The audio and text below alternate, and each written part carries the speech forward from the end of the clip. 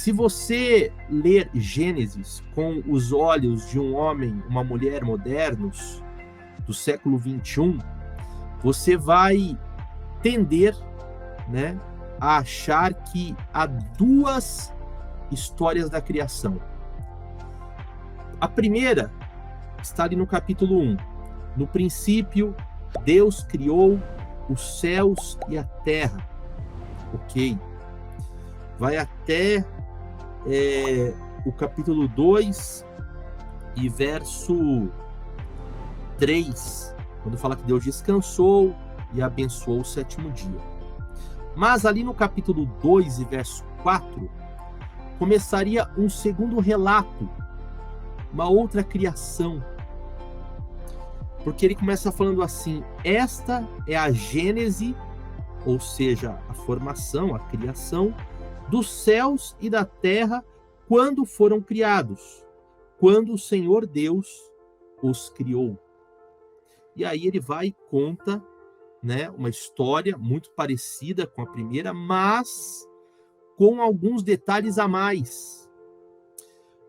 Aqueles que são incrédulos, principalmente pesquisadores, tem um arqueólogo muito respeitado lá em Israel, né, chamado justamente Israel Finkelstein. Ele escreveu um livro no qual ele fala sobre a origem dos textos bíblicos. Então, quem é mais cético vai defender, por exemplo, que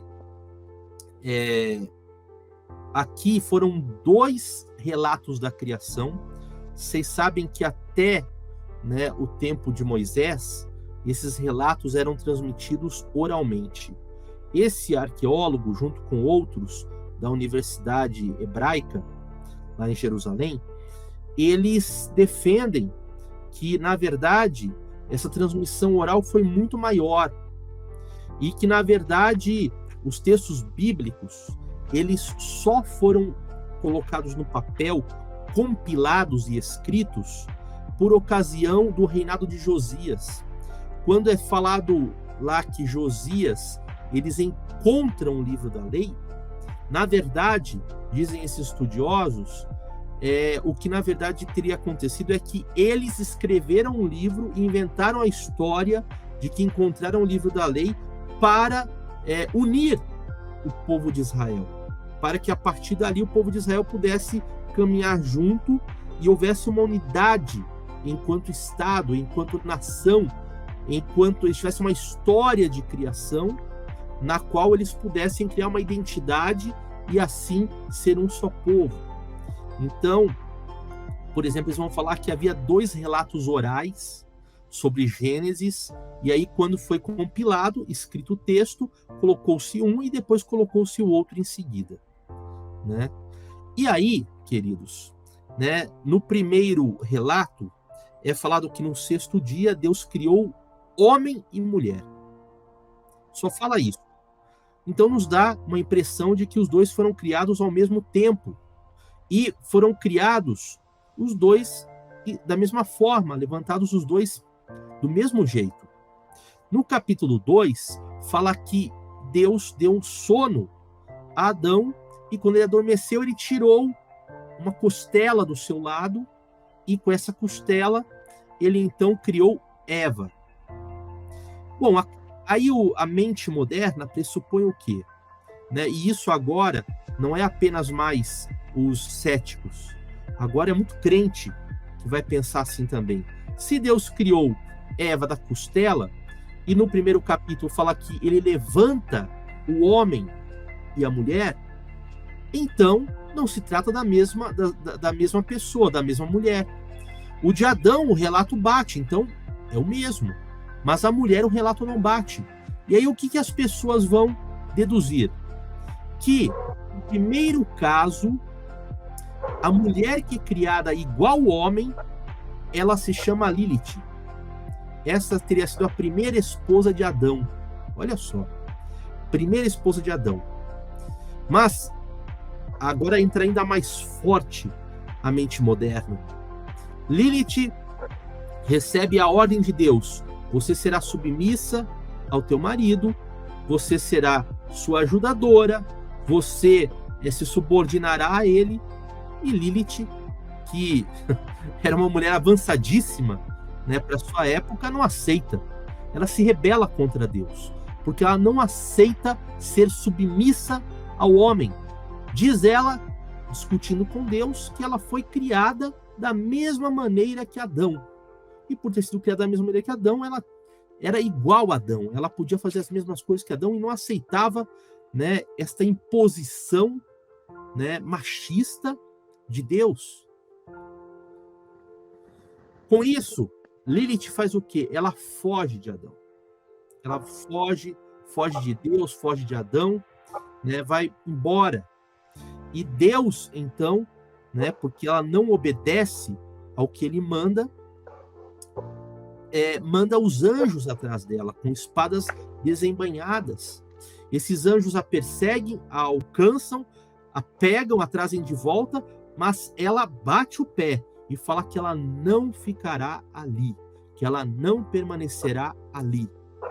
E então Deus dá o veredito, né? Ele amaldiçoa ela e fala que por conta da desobediência dela, ela geraria demônios. Ela seria mãe de demônios. E aí a manda embora. No capítulo 2, né, Adão, agora sozinho, recebe então a Eva como a sua nova esposa. E Eva, diferente de Lilith, ela aceita a ordem de Deus. Queridos, a grosso modo, essa é a história da segunda, ou melhor, da primeira esposa de Adão. Agora, isso tem base bíblica? Isto é real? Em algum momento a gente pode entender que foi desta forma mesmo? Vamos ver. Primeiro, quando surge essa história de uma segunda, de uma primeira esposa de Adão que não fosse Eva? Entre os anos 700 e 1000 depois de Cristo. Então veja, não surge antes de Cristo, não surge no judaísmo anterior a Cristo, mas surge 700 a 1000 anos depois da vinda de Jesus. É muito tempo. É bem verdade que faz parte de um midrash, né, um dos ensinos rabínicos. É bem verdade que dizem se tratar de uma tradição mais antiga, mas, queridos, por mais antigo que fosse, não é menos do que centenas de anos depois de Cristo. Então veja que a mente que inventa esta história, ela inventa muito tempo depois. Isso não existe no começo, essa história não existe no começo, essa história não existe na palavra de Deus. Tanto é que a Bíblia só fala de Lilith em uma única passagem, queridos. Mas, diferente do que se fala, Lilith não é a esposa de Adão, a esposa rebelde, né? Quem fala esta palavra Lilith é Isaías, no capítulo 34 e verso 14, ele usa esse termo Lilith, que é traduzido como criaturas da noite. Nas versões mais comuns, na verdade, é criatura da noite. E nos manuscritos de Qumran, quando se encontrou uma versão mais antiga, né, do livro do profeta Isaías, o que se traz ali é criaturas no plural, mas não muda o sentido, da noite. Então veja, Lilith só aparece na Bíblia esta única vez. Aí alguém pode falar assim, mas espera aí, né? Claro que vai só aparecer essa vez porque foi tirado da Bíblia, né? Foi excluído da Bíblia, mas não é bem assim.